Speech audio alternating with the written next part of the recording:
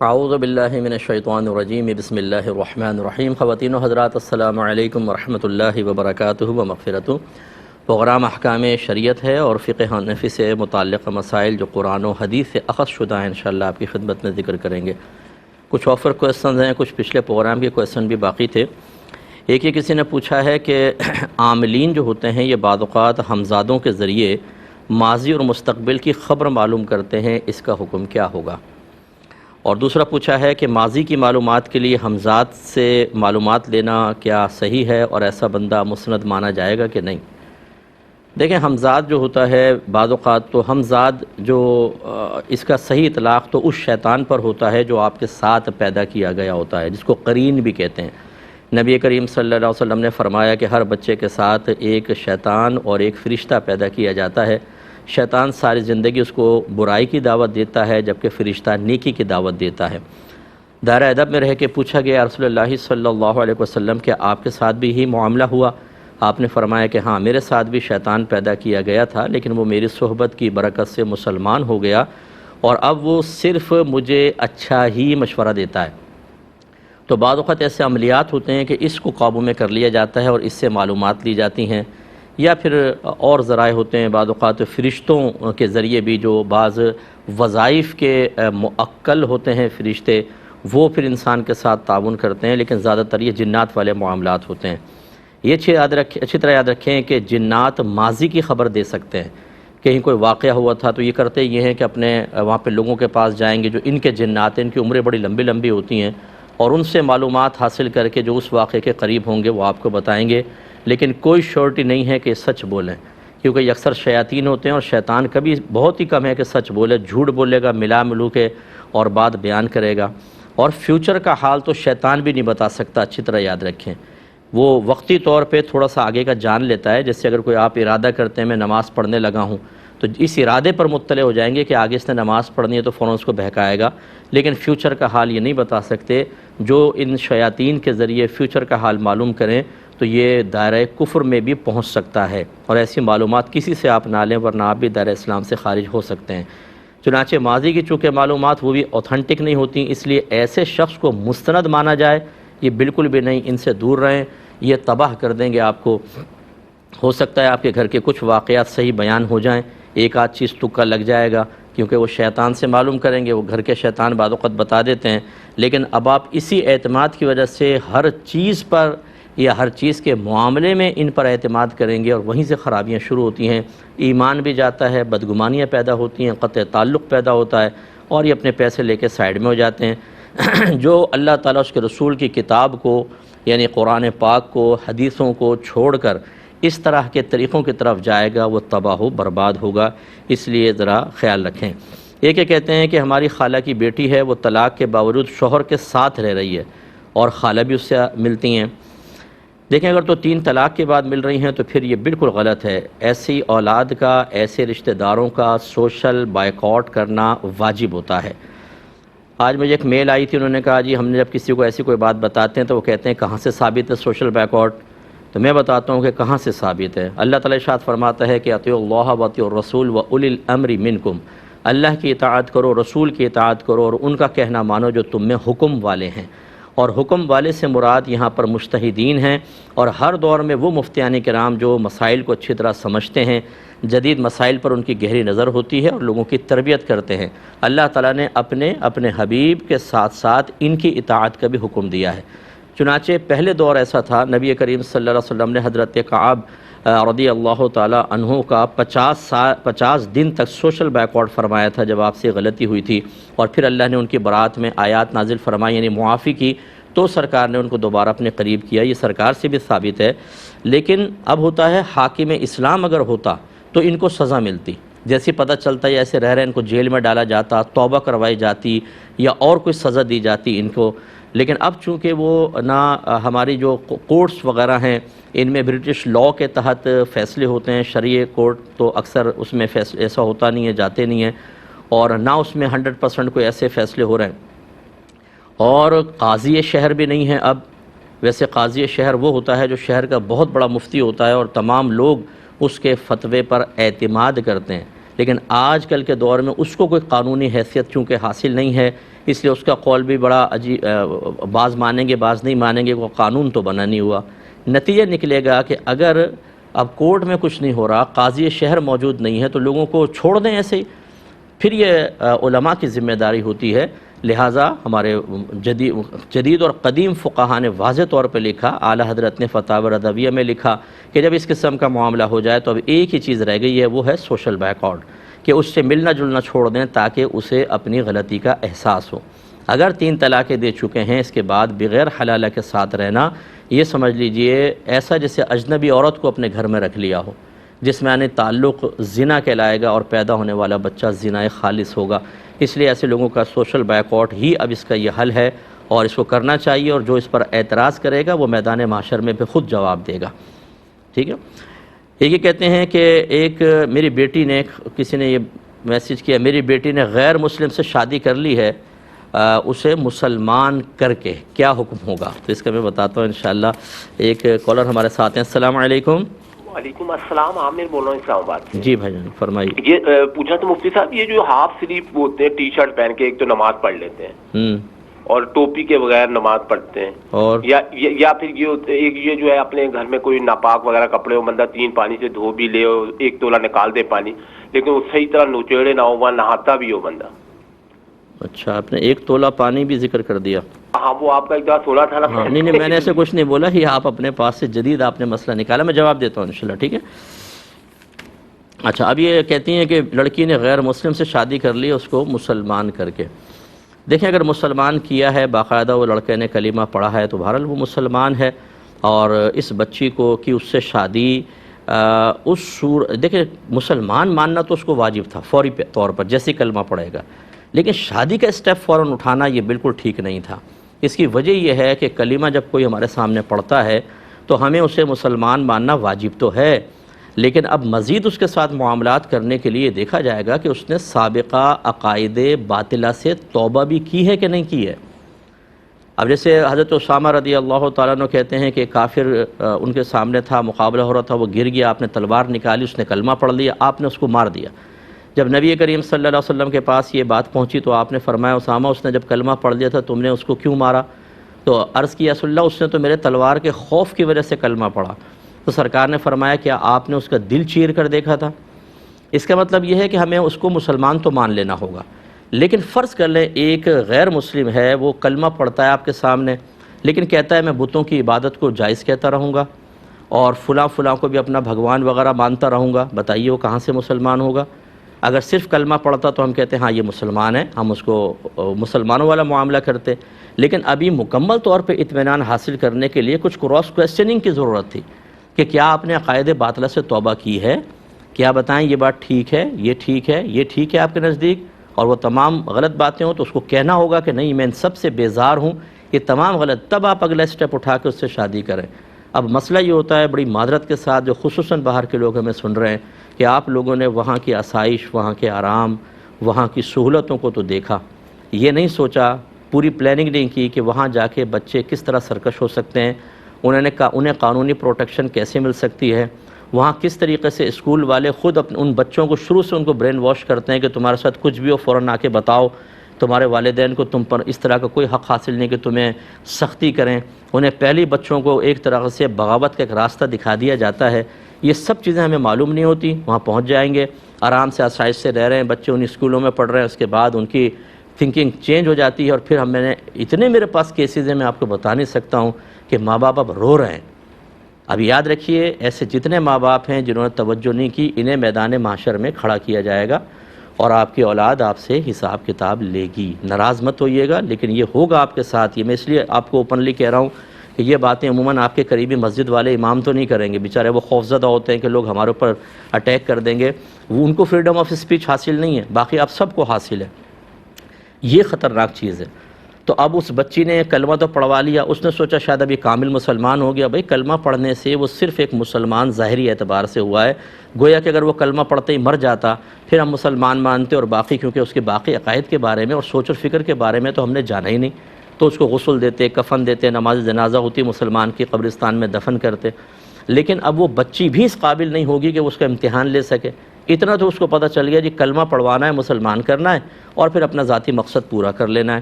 اب یہ سوچیے ایسا باپ اپنے بچوں کا اچھا باپ بن سکتا ہے؟ وہ اپنے جب ددیال جائے گا اور اس کے بچے جائیں گے تو وہ وہاں پر ان دیگر مذاہب کو دیکھ کر ان کی طرف مائل ہو گئے تو کیا ہوگا؟ کوئی فکر نہیں ہے، کوئی غم نہیں ہے کہ کیا ہوگا آگے چل کر، اور اتنا نقصان میں نے دیکھا۔ اور ایسی شادیاں چلتی بھی نہیں، یہ بھی میں آپ کو بتا دوں۔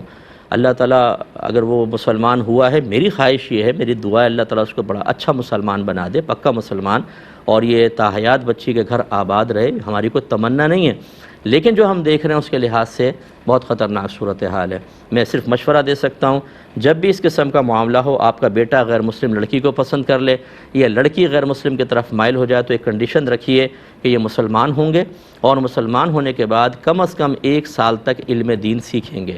اس کے لیے آپ اپنے قریبی علماء سے رجوع کر لیں، کوئی نہ ملے میرا نمبر لے لیں کنٹرول روم سے، میں آپ کو ٹیچر پرووائڈ کر دوں گا جو ٹو دا پوائنٹ اس کو 1 سال تک اس کی برین واشنگ کرنے کی کوشش کرے گا۔ برین واشنگ سے مراد اس کے ذہن سے عقائد باطلہ نکالے گا اور اس کو مذہب سکھائے گا۔ اس کے بعد شادی کا اسٹیپ اٹھائیں، ورنہ تباہی آپ کا مقدر ہوگی، اور آخرت میں آپ کا کوئی عذر نہیں چلے گا اللہ تعالیٰ کی بارگاہ میں کہ جی ہمیں معلوم نہیں تھا۔ معلوم نہیں تھا تو سیکھا کیوں نہیں؟ ایک اور کالر ہمارے ساتھ ہیں۔ السلام علیکم۔ السلام علیکم۔ جی وعلیکم السلام بھائی، خیریت سے ہیں؟ اللہ کا بڑا کرم۔ جی بھائی مجھے آپ سے سوال کرنا ہے کہ میں نے کسی ایسی اسکول سے تعلیم حاصل کی ہے جہاں پر زیادہ تر جو نا غیر مسلم تھے نا، تو مجھے ان سے میری اچھی مطلب سب سے دوستی، میری وہ فرینڈس ہیں، تو میں وہ میری بات سنتی بھی ہیں، مجھ سے میری دین سے امپریس بھی ہیں، تو میں ان کو تبلیغ کرنا چاہتی ہوں۔ تو اس سلسلے میں آپ مجھے کوئی رہنمائی کریں، اپنا کوئی نمبر دیں تاکہ میں وقتاً فوقتاً آپ سے بھی مطلب رہنمائی لیتی رہوں اور ان کو میں رہنمائی کرتی رہوں۔ اس سلسلے میں میری مدد کریں پلیز۔ جی میں بتاتا ہوں انشاءاللہ آپ کو۔ ایک اور کالر ہیں۔ السلام علیکم۔ السلام علیکم۔ جی وعلیکم السلام۔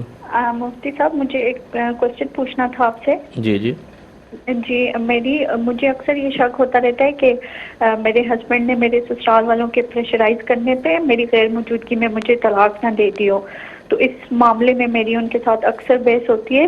تو لاسٹ ٹائم انہوں نے اس بات پہ قسم کھائی کہ میں نے کوئی ایسی بات نہیں کی، لیکن انہوں نے ساتھ مجھے کہا کہ میں ایک اور قسم بھی کھاتا ہوں کہ اگر آئندہ تم مجھ سے اس ٹاپک پہ بات کرو یا مجھے یہ بولو کہ میں نے کسی سے بات کی یا مجھے بولو قسم کھاؤ یا مجھے تنگ کرو اور مجھ سے بار بار یہ بات پوچھو، تو میں پہلی بار پوچھنے پہ تمہیں وارننگ دوں گا اور دوسری بار پوچھتے ساتھ ہی تم فارغ ہو جاؤ گی۔ اب جو بیچ ٹھیک ہے، میں سمجھ گیا بہن، میں بھی جواب دیتا ہوں آپ کو۔ ٹھیک ہے انشاءاللہ میں جواب دیتا ہوں آپ۔ ایک چلیں پہلے ایک اور کالر ہیں۔ السلام علیکم۔ وعلیکم السلام۔ جی مفتی صاحب میرا سوال یہ ہے کہ میری بانجی ہے، وہ یوٹیوب پہ اس نے نا چینل بنایا ہوا ہے اور وہاں پہ وہ جاندار چیزوں کی تصویریں بناتی اور بے جان کی بھی، اور میں نے اسے منع کیا ہے کہ جاندار چیزوں کی تصویریں نہیں بناتے۔ یعنی پہلے وہ تصویر علیحدہ بنا لیتی ہیں پھر وہاں اپلوڈ کر دیتی ہیں، ایسا ہے؟ جی اس میں چینل پہ وہاں سے اس کو پیسے بھی ملتے ہیں، تو یہ بتائیں کہ بنانا ہے تصویریں جاندار چیزوں کی بھی۔ میں نے اس کو آپ کے 2-3 وہ نکال کے نا خطبے بھی سنائے ہیں، جی لیکن ہاں وہ سمجھ میں نہیں آتا، جب پیسہ سامنے ہوتا ہے نا دین سمجھ میں نہیں آتا۔ میں بتاتا ہوں آپ کو انشاءاللہ۔ ایک مختصر سا بریک لیں گے، ہمیں یقین ہے آپ ہمارے ساتھ ہی رہیں گے۔ بسم اللہ الرحمن الرحیم۔ یہ پچھلے پروگرام کے کویسچنز کچھ رہ گئے تھے۔ ایک یہ پوچھا تھا کہ ہونٹوں کو مصنوعی طور پہ تھوڑا سا موٹا کرنے کی آج کل ایک روش چل رہی، ایک فیشن ہے، اور اسی طرح بعض اوقات پرماننٹ پلک وغیرہ لگا لی جاتی ہیں، تو پھر ان کے پہلے بات یہ کہ ہونٹ کروانا ایسا کیسا ہے، اور اگر اس طرح کی پرماننٹ پلکس لگا لی جائیں، پلک وغیرہ، تو وضو اور غسل کا مسئلہ کیا ہوگا؟ دیکھیں مسئلہ یہ ہے کہ اللہ تبارک و تعالیٰ نے ہر صورت کو اپنی خصوصی توجہ سے بنایا ہے، اسی لیے چہروں کو اپنی طرف منسوب کیا ہے کہ ماؤں کے رحموں میں اللہ تبارک و تعالیٰ چہرے بناتا ہے۔ اس کا مفہوم ایسے ہی ہے آیت کریمہ کا، اور اس میں بلا ضرورت تصرف کرنے کو منع کیا گیا ہے، کیونکہ جب شیطان نے اللہ تبارک و تعالیٰ کی بارگاہ سے اعلان بغاوت کر کے راندہ درگاہ ہونے کا اعلان سنا، تو اس نے مہلت مانگتے ہوئے کہا تھا کہ مجھے مہلت دے، میں تیرے لوگوں کو، تیرے بندوں کو ترغیب دوں گا کہ وہ تیری تخلیق میں تصرف کر کے اس کو بدلیں گے۔ تو اس لیے یہ بھی ایک ہونٹوں کا موٹا کرنا اور پتلا کرنا یہ بھی ایک تخلیق میں تصرف ہی کہلاتا ہے۔ مزید خوبصورت بننے کے چکر میں بہت سارے لوگ اپنے چہروں کو خراب بھی کر چکے ہیں۔ کوئی دوائی، کوئی ٹریٹمنٹ کسی کے لیے اچھی رہتی ہے، کسی کے سائیڈ ایفیکٹس ظاہر ہو جاتے ہیں اور پرابلم کریٹ ہوتی ہے، لہذا ایسا نہ کیا جائے، یہی بہتر ہے۔ یہ اس کو میں حرام تو نہیں کہوں گا، لیکن بہرحال یہ جائز بھی نہیں ہے، اس سے اجتناب کرنا چاہیے۔ اور مصنوعی پلکیں اگر تو اپنے جو اوریجنل پلکیں ہیں وہ اچھی نہیں ہیں، اس کی وجہ سے خوبصورتی نہ کہیں بلکہ یوں کہیں کہ چہرہ بدنما لگتا ہے، تو اس بدنمائی کو ختم کرنے کے لیے اس طرح کا کوئی عمل کیا جا سکتا ہے تو وہ کر سکتی ہیں، اور جب اگر وہ پرماننٹ لگ جاتی ہیں تو پھر وضو اور غسل ہو جائے گا۔ جیسے نقلی دانت لگوا لے جو جم جاتے ہیں تو پھر ان کے نیچے غسل کے حالت میں پانی پہنچانا لازم نہیں رہتا ہے، اس کے ظاہر پہ پانی بہا لیں تو اتنا ہی کافی ہوگا۔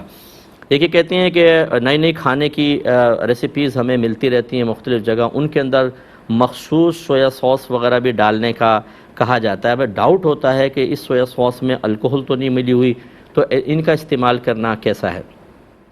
دیکھیں، اگر تو صرف الکوہل ملی ہو تو آج کل فقہاء نے الکوہل کے استعمال کی اجازت دے دی ہے، لیکن اس طرح نہیں کہ آپ اس کو باقاعدہ ڈرنک کریں شراب کی طرح اور نشے میں ٹن ہو جائیں، اس کی نہیں، لیکن روزمرہ ضرورت کی چیزوں کے اندر اگر الکوہل کا تھوڑا بہت جز ملا ہو تو اس کو استعمال کرنا ممنوع نہیں ہے۔ جیسے ایلوپیتھک کے کف سیرپس میں اکثر الکوہل ہوتی ہے، اور ہومیوپیتھک میں تقریباً 99.99% دوائیوں میں الکوہل ملائی جاتی ہے۔ اس کے علاوہ پھر اور بہت سی چیزیں ہیں جن میں الکوہل، جیسے آپ نے سویا سوس وغیرہ کا کہا، تو اگر ایسا ہے تھوڑا بہت اس میں ہو تو پھر آپ بالکل اس کو یوز کر سکتے ہیں، اس میں کوئی حرج نہیں ہوتا، شریعت نے اس کی اجازت دی ہے۔ ایک یہ کہتے ہیں کہ اپنی زندگی میں جائیداد تقسیم کرنا جائز ہے یا نہیں، اور اس کا طریقہ کیا ہے؟ دیکھیں، جتنے بچے ہمیں سن رہے ہیں جن کو اولاد کہہ سکتے ہیں، آپ کے ماں باپ اگر پیرنٹس ابھی حیات ہیں، اللہ ان کو دراز عمر بالخیر عطا فرمائے، وہ اچھی طرح اس مسئلے کو سنیں۔ بعض اوقات اولاد یہ سمجھتی ہے بھی ماں باپ زندہ ہیں، ان کی پراپرٹی میں، ان کی دولت میں ہمارا حق شامل ہو گیا۔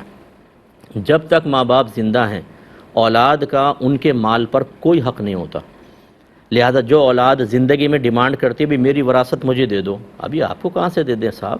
پہلے تو آپ ثابت کریں کہ آپ کا حق مال میں شامل ہوا ہے۔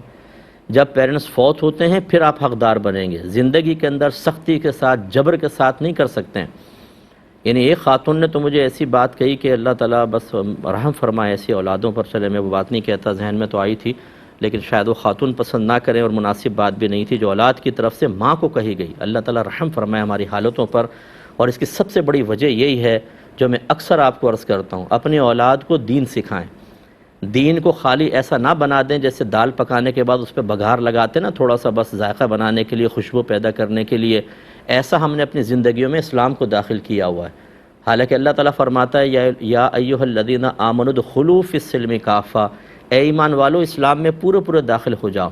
اللہ تعالیٰ جانتا ہے قیامت تک کیا ہونے والا ہے، کس طرح کا ماحول پیدا ہوگا، کیا کیا ایجادات ہو جائیں گی، اس کے باوجود قرآن چونکہ قیامت تک کے لیے ہے تو اس کا مطلب یہ ہے اللہ اچھی طرح جانتا ہے کہ ماحول کیسا ہی ہو جائے آدمی مکمل دین پر چل سکتا ہے، ورنہ یہ حکم ہی نہ دیتا، کیونکہ جب ہم چل ہی نہیں سکتے پھر حکم دے گا تو یہ تو ظلم ہو جائے گا۔ جیسے اندھے کو کہیں کہ تم دیکھو نہیں میں تمہیں حکم دیتا ہوں، ارے بھائی وہ تو پہلی عاجز ہے، پھر اس کو حکم دینے کا کیا فائدہ تھا؟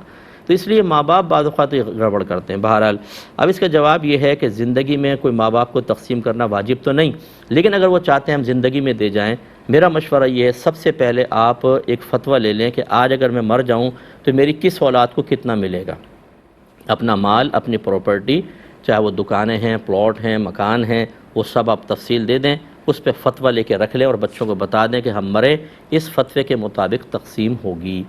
ایک تو یہ طریقہ ہوتا ہے۔ دوسرا یہ ہے کہ آپ چاہتے ہیں زندگی میں دے دوں بس، ٹھیک ہے، آپ کی مرضی ہے۔ اس میں اب دو قول ہیں۔ اس میں افضل صورت یہ ہے کہ سب کو برابر دیں۔ اس صورت میں لڑکا لڑکی برابر ہوتے ہیں، دونوں، سب کو، دو بیٹے دو بیٹیاں ہیں تو کل مال کے 4 حصے کریں، ایک حصہ سب کو دے دیں۔ اور جو کم افضل قول ہے جس کو مفضول کہتے ہیں، اس میں اسی طرح تقسیم کریں جیسے وراثت ہوتی ہے کہ 2 حصے لڑکے کے اور 1 حصہ لڑکی کا، لہذا اگر 2 بیٹے 2 بیٹیاں ہیں تو اس کے 6 حصے کریں گے، 2 حصے بیٹوں کو اور 1 حصہ بچیوں کو ملے گا۔ اس طریقے سے آپ تقسیم کر سکتے ہیں۔ لیکن پیرنٹس سے میری گزارش یہ ہے، آپ کی اولاد کتنی اچھی کیوں نہ ہو، کتنی ہی فرما بردار کیوں نہ ہو، پھر بھی آپ تھوڑا بہت اپنے لیے علیحدہ کر کے رکھیں. وہ وراثت میں بعد میں بچوں کے پاس پہنچنے والا ہے، لیکن اگر آپ ٹوٹل ان کو دے کے اپنے ہاتھ کٹا لیں گے. اس کے بعد ہم نے اولاد کے بدلتے ہوئے رویوں کو دیکھا ہے، اور اتنے حیرت انگیز طریقے سے دیکھا ہے کہ جس کی کوئی انتہا نہیں. اولاد اصل میں نہیں بدلتی، ان کو مشورے دینے والے بدل دیتے ہیں. اگر بیٹا ہے تو بیوی کہے گی کہ اب میں تمہارے بوڑھے ماں باپ کی بالکل کیئر نہیں کروں گی، نکلو یہاں سے اور علیحدہ چلو، ہم وہاں جا کے رہیں گے. اس سے پہلے وہ دوائیاں بھی لا کر کھلائے گی، ساس کو بھی سسر کو بھی، چائے بھی بنا کر دے گی وقت پر. اچھا میں ہر بچی کے بارے میں ایسا نہیں کہہ رہا ہوں، کوئی بدگمانی کی حاجت بھی نہیں ہے، لیکن جو ہمارا معاشرے کا مشاہدہ ہے وہ یہی ہے کہ اب چونکہ ان کے پاس کچھ نہیں رہا، بیکار ہو گئے، چھوڑو اب نکلو، اب ان کی کون خدمت کرے. ایسا ہرگز مت کیجیے گا، ورنہ آپ کے ہاتھ کٹ گئے تو گئے کام سے آپ. یہ کہتے ہیں کہ اگر زمین خشک ہو جاتی ہے تو پاک ہو جاتی ہے، تو کیا ماربل اور ٹائلز بھی پاک ہو جاتے ہیں؟ دیکھیں مسئلہ یہ ہے، نبی کریم صلی اللہ علیہ وسلم نے ارشاد فرمایا کہ زمین خشک ہو کر پاک ہو جاتی ہے. اس کا مطلب یہ ہے کہ جب نجاست زمین پہ گرے اور اس کا اثر مکمل طور پہ ختم ہو جائے. اثر کسے کہتے ہیں؟ رنگ اور اسمیل. مثلا بچے نے پیشاب کیا صحن کے اندر، دھوپ بہت تیز ہے، دھوپ پڑتی رہی حتیٰ کہ اسمیل ختم ہو گئی. ہلکا سے کوئی داغ دھبا رہ جائے تو کوئی مسئلہ نہیں ہے، مکمل طور پہ اسمیل بھی ختم ہے اور وہ ہوا میں اڑ گیا ہے، تحلیل ہو گیا، یہ زمین پاک کہلائے گی. اسی طریقے سے پھر جو چیزیں زمین سے بالکل سختی سے جڑی ہوتی ہیں کہ ان کو جدا کرنا آسانی سے پاسبل نہیں ہوتا، اس میں ماربل ہیں، ٹائلز ہیں. ایسے ہی جیسے آپ کے گارڈن کے اندر، کیاری کے اندر اینٹیں آپ کھڑی کرتے ہیں، آدھی زمین کے اندر آدھی اوپر ہوتی ہیں، وہ تکون سی، ان پہ پیشاب کر دیا بلی وغیرہ نے فرض کر لیں، اور دھوپ سے اس کی اسمیل ختم ہو گئی، رنگت ختم ہو گئی، وہ بھی پاک ہو جاتی ہیں، تو یہ پاک ہو جائیں گی. ایک یہ کہتے ہیں کہ سرکے کا ایک کویسچن تھا اور یہ میں اس کا جواب دے چکا تھا کہ اگر شراب کا بھی کوئی سرکہ بناتا ہے تو سرکہ بننے کے بعد شراب ختم ہو جاتی ہے، وہ سمجھ لیں کہ نئی چیز بن گئی ہے، اس سرکے کا استعمال بالکل جائز ہوگا. کچھ آفر کویسچنز میرے پاس اور ہیں، وہ لے لیتے ہیں. یہ کہتے ہیں کہ شادیوں میں، ایک خاتون نے پوچھا کہ شادیوں میں بعض اوقات ہماری بچیاں ڈانس کر سکتی ہیں یا نہیں، جبکہ وہاں نہ کوئی ویڈیو بن رہی ہو، نہ کوئی نامحرم ہو، تو کیا بچیاں تھوڑی بہت آپس میں مل کے ڈانس کر سکتی ہیں؟ دیکھیں خوشی کے موقع پہ رقص کی اجازت تو ہے، لیکن انہی قیودات کے ساتھ جیسے آپ نے خود بہت اچھے انداز سے بیان کر دیا. پہلی بات تو یہ کہ وہ بچیاں جو تبلیغ دین کے شعبے سے وابستہ ہوں، جو عالمہ ہوں، جو مذہب کے حوالے سے پہچانی جاتی ہوں، ان کے لیے تو ہم بالکل منع کریں گے کہ ایسا نہ کریں.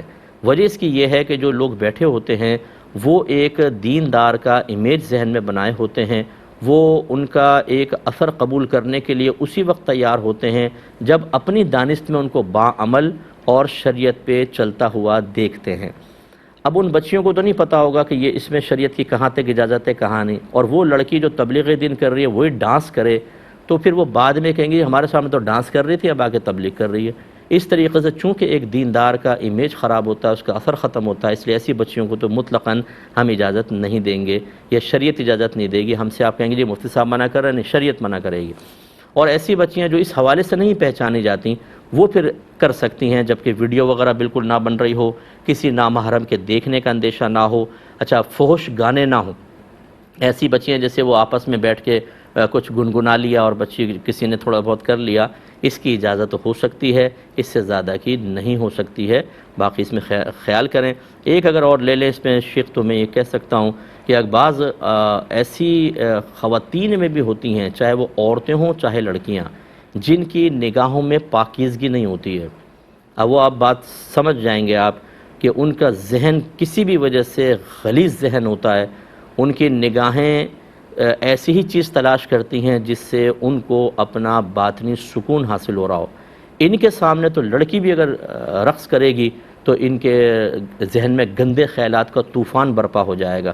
اس لیے ان بچیوں کو یہ بھی خیال کرنا ہوگا کہ اطراف میں جو بیٹھی ہوئی ہیں ان میں کوئی ایسی تو نہیں ہے کہ جو فاسقہ فاجرہ ہو اور اس قسم کے معاملات، کیونکہ عورتیں بعض اوقات، اور یہ آپ سب میری بہنیں اس کو تسلیم کریں گی کہ عورتوں اور لڑکیوں کے وصف جا کے غیر مردوں کے سامنے بیان کر دیتی ہیں. یہ خواتین کو بڑی بیماری ہوتی ہے، شادی سے واپس آئیں گے تو شوہر کو بتائیں گے ہائے ہائے دلہن اتنی حسین تھی، اتنی بڑی بڑی آنکھیں، اتنی پیاری ناک، اتنے پیارے ہونٹ، اتنا گورا رنگ، بالکل حور لگ رہی تھی. اب یہ نہیں پتا کہ وہ شوہر جو ہے وہ اس حور کے تصور میں کھو چکا ہے اور خود آپ نے غیر عورت کا تصور اس کے ذہن میں رکھ دیا. اور بعض اوقات تو پھر وہ بیوی کو دیکھتا ہے اور پھر وہ تصور حور اس کے ذہن میں آتا ہے، وہ کہتا ہے کہ یہ کیا معاملہ ہو گیا. تو اس لیے غیر مردوں کے سامنے ہرگز بیان نہیں کرنا چاہیے. اب وہ یہاں ڈانس کر رہی ہے، جا کے لڑکی نے اپنے بھائی کو بتا دیا، فلاں کو بتایا کہ وہ تو ایسی ہے، اس کا جسم ایسا ہے. یہ بڑے خطرات ہوتے ہیں. اس لیے بعض اوقات حکم جواز ہے تو وہ میں نے آپ کو بتایا، لیکن احتیاط کرنے میں ہی عافیت ہے. اللہ تعالیٰ سب کی بچیوں کی عزتوں کی حفاظت کرے. اور آج کل دیکھیں پتہ نہیں چلتا، آپ کہہ رہی ہیں یہ ویڈیو نہیں بنے گی، ایسا کیمرے سے بناتے ہیں، ہڈن کیمراز اپنے موبائل ہاتھ میں پکڑا ہوا ہے، پتہ بھی نہیں ویڈیو ہو رہی ہے، بن رہی ہے، اور اس کے بعد اس کو اپلوڈ کر دیا جاتا ہے بعض اوقات. تو خواہ مخواہ بچی کی عزت خراب ہو. ابھی نہیں کر رہے، کل وہ شادی شدہ ہو گئی، بعد میں چلا دی اس کی معاذ اللہ. حالانکہ یہ سائبر کرائم کے اندر آتا ہے. کوئی بھی اس کے اوپر اچھی طرح یاد رکھیں، ینگسٹر جتنے سن رہے ہیں کہ اس پہ کوئی قدم نہ اٹھائیں، آپ کے اوپر بہت بڑا کیس بنے گا اگر شکایت ہو گئی تو. اور ٹھیک ٹھاک اس میں جرمانے اور جیل وغیرہ ہو سکتی ہے. اس لیے کسی کی عزت پامال کرنے کی ہرگز اجازت نہیں ہے، لیکن کوئی شرارت کر دے تو پتہ بھی نہیں چل سکتا بعض اوقات. اس لیے اجتناب کرنے میں بہت بہتری ہے. میں نے کافی طویل اس کا جواب اس لیے دیا کہ سینسٹیو مسئلہ ہے، سب کو اس کا خیال رکھنا چاہیے. یہ کہتے ہیں کہ ہم عمرے پہ گئے تو پہلے ہم مدینہ شریف گئے، وہاں سے ہم نے احرام خریدا جو ابھی پیکنگ میں تھا. تو کیا اگر ہم اس احرام کو پہننا چاہیں تو پہلے کیا اس کو دھونا واجب ہے، لازم ہے، پھر ہم عمرہ کرنے جائیں؟ تو نہیں بہن، اس کو دھونا لازم نہیں ہوتا. چلیں پہلے ایک مختصر سا بریک لے لیتے ہیں، پھر میں آ کے اس کا جواب دیتا ہوں. بسم اللہ الرحمن الرحیم. تو وہ بہن نے کویسچن کیا تھا کہ اگر ہم نے احرام خریدا تو کیا پہننے سے پہلے اس کو دھونا لازم ہے؟ تو بہن کوئی دھونا لازم نہیں ہے. اور یہ وسوسہ کہ پتہ نہیں شاید پاک ہے ناپاک، اس کی شریعت کی طرف سے بالکل اجازت نہیں ہوتی ہے. اگر کسی چیز پہ کوئی ناپاکی لگی ہے، باقاعدہ نظر آ رہی ہے، تو ہی اس کو ناپاک قرار دیں گے. ورنہ اگر کچھ ایسا نہیں ہے اور آپ کو علم نہیں ہے تو اس کو پاک ماننا واجب ہوتا ہے. لہٰذا بغیر دھوئے آپ اس کو یوز کر سکتے ہیں، اس میں کوئی مسئلہ نہیں ہے. ایک بھائی نے کہا کہ ہماری مسجد میں جب جمعے کے لیے چندہ کرنے لگتے ہیں جمعے کی نماز میں، تو امام صاحب یہ اس طرح جملہ کہتے ہیں: اللہ کے گھر کی جھولی آپ کے پاس آ رہی ہے، آپ اس میں پیسہ ڈالیں. تو یہ کہتے ہیں مجھے اس سے تھوڑی تکلیف ہوتی ہے کہ اس طرح کا جملہ کہنے سے مجھے سمجھ میں نہیں آتا. دیکھیں مسئلہ یہ ہے کہ پہلی بات تو کہ آپ کو علم دین سیکھنا چاہیے. علم دین سیکھنے کے بعد ہی آپ صحیح فیصلہ کر سکتے ہیں کہ کون سی چیز جائز ہے، کون سی ناجائز. ہو سکتا ہے ایک چیز جائز ہو لیکن آپ کا دل اس کو ناپسند کر رہا ہو. تو شریعت کے معاملات میں آپ کے دل یا ذہن کی پسندیدگی یا ناپسندیدگی سے رزلٹ نہیں نکلے گا، شریعت بتائے گی. تو وہ یہ کہہ رہے ہیں اللہ کے گھر کی جھولی. اب مسجد اللہ کا گھر ہے اور اس گھر کی جھولی آپ کے پاس، یعنی مسجد کی جھولی آ رہی ہے، اس میں کوئی مسئلہ نہیں. ہاں معاذ اللہ اگر یہ کہتے ہیں کہ اللہ تعالیٰ آپ کے سامنے جھولی پھیلا رہا ہے آپ ڈالیں، یہ تو بہت بڑی بے ادبی ہوتی. لیکن وہ کہہ رہے ہیں اللہ کے گھر کی جھولی، لہٰذا اپنے قلبی کیفیت بدلیے. ان کا جملہ ہمارے نزدیک بالکل درست ہے، اس میں کوئی حرج نہیں ہے. تو یہ کویسچن کچھ لے لیتے ہیں ابھی کے. ایک انہوں نے کہا تھا کہ یہ ہاف آستین میں نماز بعض لوگ پڑھ لیتے ہیں، ہو جائے گی کہ نہیں؟ دیکھیں ادب و احترام تو یہ ہے کہ اچھا ہے پورا ہو، لیکن اگر کوئی ہاف آستین میں پڑھ لیتا ہے تو چونکہ اتنا حصہ بدن مرد کا کچھ ستر میں داخل نہیں ہے کہ کھلا ستر کا حکم دیا جائے، لہٰذا بالکل پڑھ سکتے ہیں. اور خاص طور پہ جیسے بچے اسکولز میں ہوتے ہیں، وہاں پہ یونیفارم ہوتا ہے بعض اوقات ہاف سلیوز کا، یا جیسے نیوی کے ہمارے جوان ہوتے ہیں ان کا یونیفارم ایسا ہوتا ہے، تو اس میں تو بالکل کراہت نہیں ہے کیونکہ اب مسئلہ ہے یونیفارم کا. عام حالات میں بھی بچے اگر مسجد جاتے ہیں تو ان کو یہ ادب سکھائیں کہ اپنے آپ کو پورا کورڈ کر کے جائیں، بہت اچھی بات ہے. لیکن گھر میں جیسے بعض وقت بچے ہاف سلیوز میں پڑھ رہے ہوں تو پیار محبت سے آپ سمجھا سکتے ہیں، نہ مانے تو آپ پڑھنے دیں، نماز ہو جائے گی. اسی طرح ٹوپی کے بغیر، ٹوپی پہن کے نماز پڑھنا کوئی فرض یا واجب نہیں ہے. اچھی چیز ہے کہ ہمارے مسلمانوں میں ادب اور احترام یہی ہے، لہٰذا اگر کوئی برہنہ سر پڑتا ہے تب بھی کوئی حرج نہیں ہے. بلکہ فقہاء نے واضح طور پہ لکھا ہے کہ اگر کسی کے سر میں کھجلی ہے، خشکی ہے یا گرمی بہت شدید ہے اور وہ ٹوپی پہن کے نماز پڑھے تو دوران نماز پوری توجہ بار بار سر کی کھجلی کی طرف جاتی ہے. اور اگر وہ سر کھلا کر کے پڑھے تو اس میں اس کو اتنا مسئلہ نہیں ہوتا، تو اس کے لیے سر کھول کر پڑھنا افضل ہے. یہ بعض اوقات ہمارے گھر والے دین سیکھتے نہیں ہیں، صحیح سمجھتے نہیں ہیں، وہ ان پہ بچوں کو مار رہے ہوتے ہیں. کھانے سے پہلے ٹوپی نہ پہننے پہ مار رہے ہوتے ہیں. واش روم میں اگر بچہ برہنہ سر جا رہا ہے اس کے اوپر سختیاں کر رہے ہوتے ہیں. لیکن اور بہت سارے معاملات میں وہ حرام اور گناہ کبیرہ بھی کر رہا ہوتا ہے لیکن پتہ نہیں ہوتا کہ کر رہا ہے. جیسے غیبتیں، چغلیاں خود گھر والے کر رہے ہوتے ہیں، بیٹھ کر منہ بھر بھر کے برائیاں کر رہے ہوتے ہیں، وہ برائی نظر نہیں آتی. بچہ بغیر ٹوپی کے نماز پڑھے گا تو ابا جان اس کو ڈانٹنا شروع کر دیں گے. سمجھائیں ضرور, میں نے پہلے کہا, اور اچھا ہے, افضل یہی ہے. سر ڈھک کر ہی کھانا کھانا چاہیے, سر ڈھک کر ہی واش روم میں جائیں, سر ڈھک کر ہی نماز پڑھیں, اس کے ادب ہونے میں کوئی شک نہیں ہے. لیکن اگر نہ کرے تو اس ادب کے خلاف جانے پر کس حد تک آپ سختی کر سکتے ہیں وہ میں آپ کو عرض کر رہا ہوں. تو لہٰذا اس پہ شدت نہیں ہونی چاہیے. اور یہ جو مسجدوں کے اندر کرتے ہیں کہ کوئی نوجوان بیچارہ برہنہ سر نماز پڑھ رہا ہے تو ہمارے مسجدوں کے بزرگ آ کر وہ مسجد کی گندی سی ٹوپی اس کے سر پہ جما کر اس کو پھنسانے کی کوشش کرتے ہیں. یاد رکھیں اس کا برہنہ سر پڑنا گناہ نہیں تھا, ان کا یہ ٹوپی آ کے سر پہ رکھنا گناہ ہے, کیونکہ یہ اللہ تعالیٰ اس بندے کے جو معاملات ہیں ان کے بیچ میں رکاوٹ بن گئے, اس لیے تو آگے سے گزرنے کو منع کیا گیا.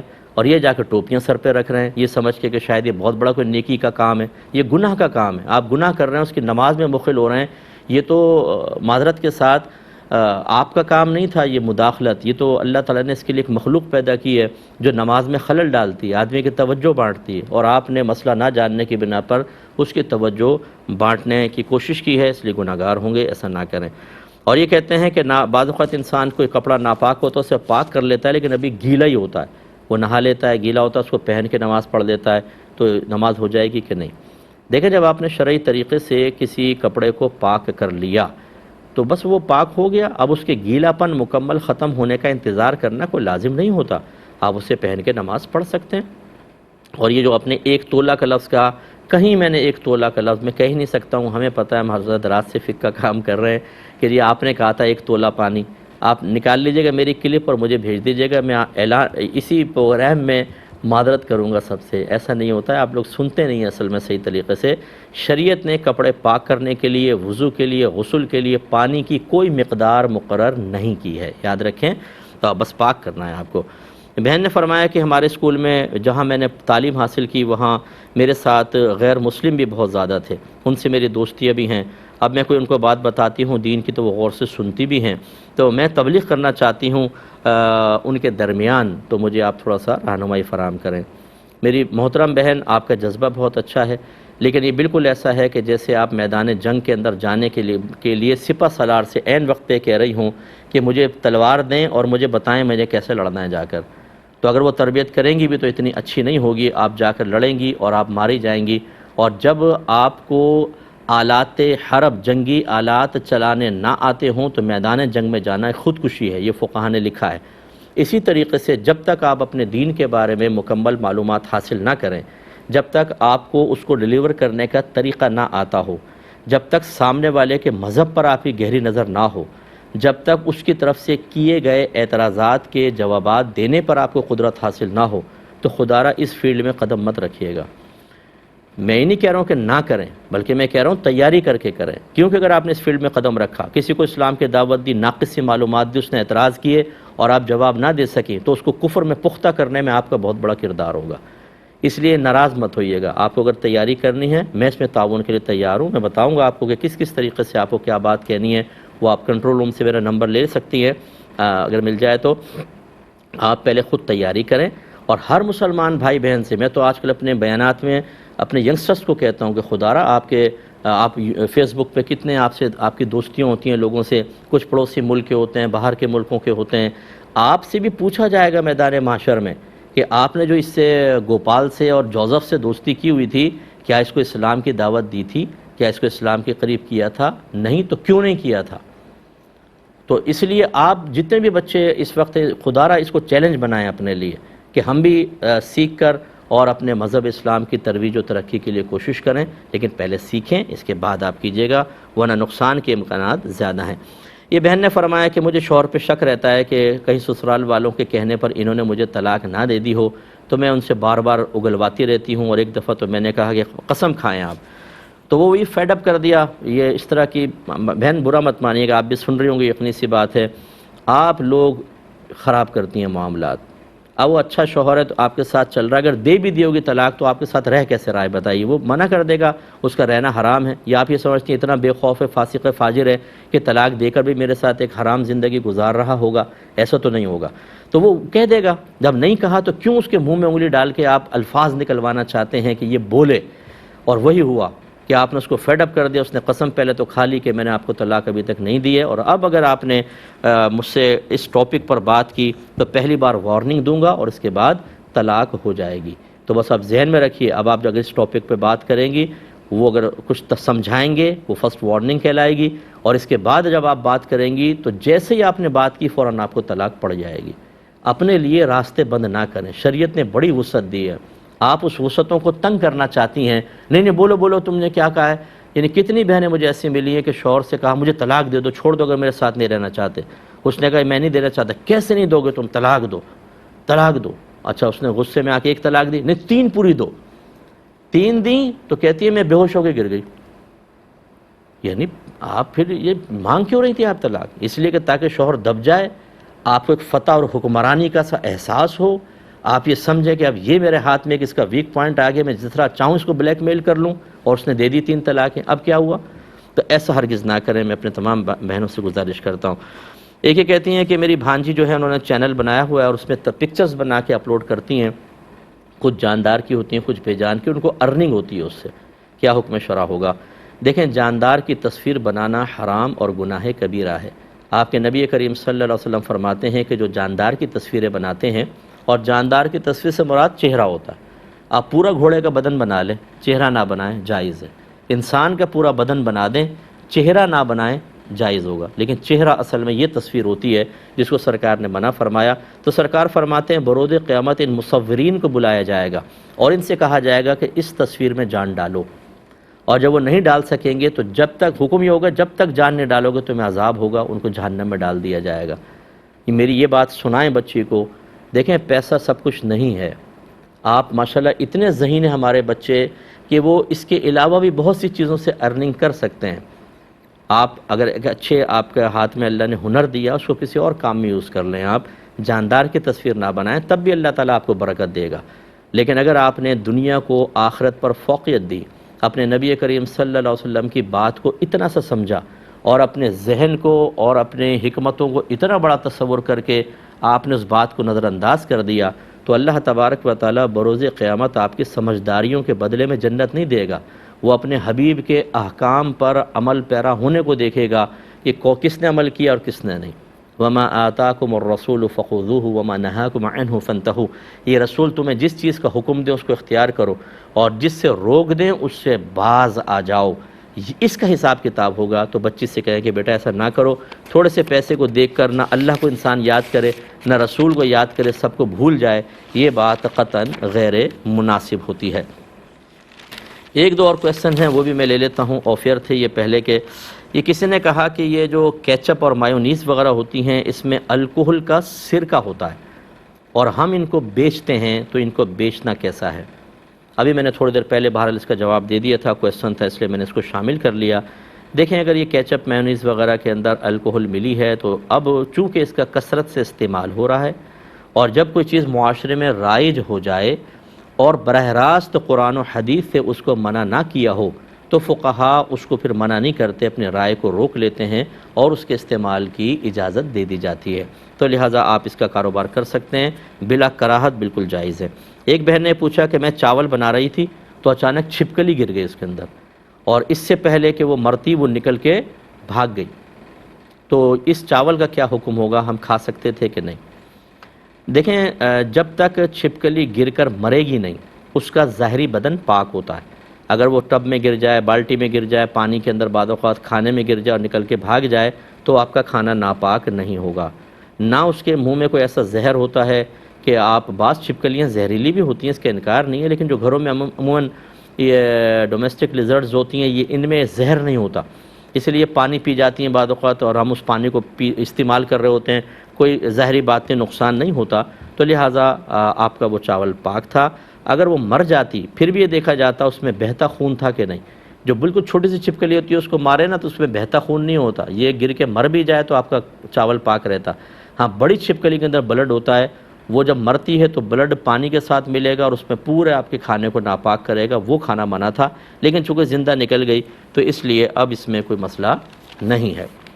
اب چونکہ پہلے چلیں ایک اور لے لیتے ہیں، یہ کہتے ہیں کہ یہ EFS سے یورپین فوڈ اینڈ سیفٹی ایک ادارہ ہے، اس نے کیڑوں کے کھانے کو صحت بخش قرار دیا ہے، تسلی بخش قرار دیا ہے کہ اس کے کوئی سائیڈ ایفیکٹس نہیں ہیں، تو یہ کہتے ہیں کہ یورپین کنٹریز کے اندر اب اس کا کیڑے کھلانے کا انتظام ہو رہا ہے، اس کا کیا حکم شرع ہوگا؟ مجھے کہا جا رہا ہے ٹائم بالکل ختم ہے، نیکسٹ پروگرام میں اسی سے سٹارٹ کریں گے۔ وآخر دعوانا ان الحمد للہ رب العالمین۔